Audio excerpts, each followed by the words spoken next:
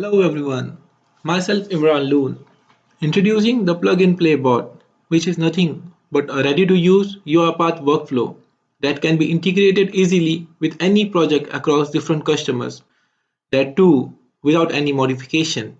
Yes, you heard it right. In this video, I'm going to demonstrate the reusable component which I have created using UiPath to archive the files.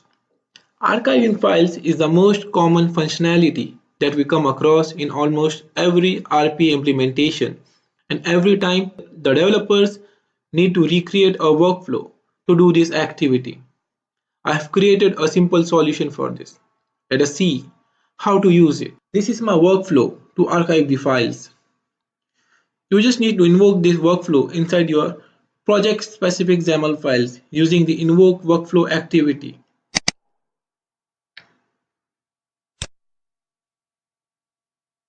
Click on import arguments. Pass the folder path. In the variable which I have passed on over here, the str temp folder path, I have stored the path of the folder which is saved on a desktop, and the name of the folder is temp space folder. The type of the variable is of string. Here is my folder, the temp folder, and you can see there are two files inside my temp folder. One is log.txt and the other one is temp space report.xlsx.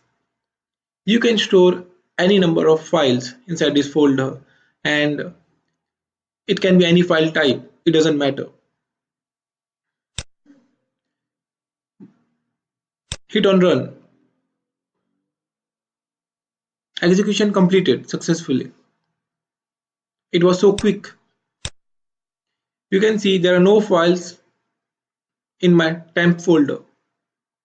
The files are moved into my project repository.